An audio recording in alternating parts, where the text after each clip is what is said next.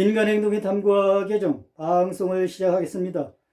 오늘 방송은 상호행동 모델 중에서 동기부여가 되겠습니다. 동기는 인간의 행동을 환기하고 방향을 부여하고 통합하는 내적인 요인이라고 볼 수가 있겠습니다. 즉, 동기는 행동을 일으키는 내적, 직접적인 요인이죠. 동기에는 개인이 사회생활로부터 형성되는 경우가 많으므로 사회적 동기와 욕구, 갈증, 기하, 성행동, 공격성과 같은 생리적인 동기가 있습니다. 동기부여는 동기 상태가 되는 것을 말합니다. 따라서 동기부여는 특정한 방식으로 행동하거나 행동하는 이유를 의미합니다. 동기부여는 사람과 환경 간의 상호작용의 결과이며 목표지향적으로 정의가 됩니다.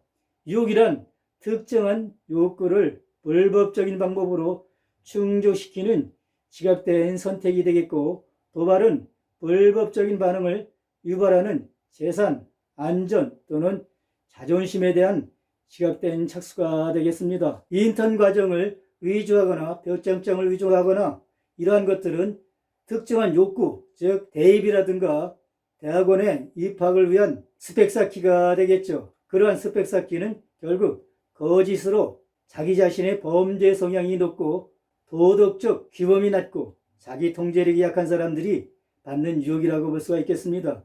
동기부여는 행동 과정을 시작하지만 사람들이 왜 어떤 방식으로 행동하는지에 대한 설명이 필요하지만 충분하지가 않습니다.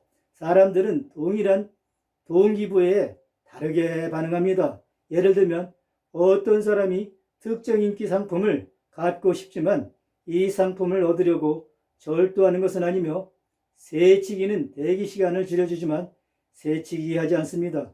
최근에 국회 청문회 과정에서 모 장관 후보자의 도자기 밀수 사건이 의혹으로 많이 제기됐습니다. 이러한 것들은 결국 특정한 이득을 얻으려는 동기부여에서 이루어진 거라고 볼 수가 있습니다. 특정한 동기부여와 관련해서 특별한 행동 대안을 찾는 것은 개인적인 도덕과 참여하는 환경에 지각된 도덕적 규범 사이의 상호작용의 결과라고 볼 수가 있겠죠. 앞에서 언급한 도자기 사건은 외계관의 특정한 신분으로서, 즉 자기 자신의 환경이 되겠죠. 그런 환경에서 도덕심이 부족한 일단 행위라고 볼 수가 있겠습니다. 동기부여는 사람들이 특정한 행동규칙을 어기는 이유에 대해 설명해서 필수적이지만 충분한 요소는 아닙니다. 사람들을 행동시키려면 먼저 동기부여를 받아야 하지만 항상 특정한 행동규칙을 위반하는 특별한 동기가 있는 것은 아닙니다.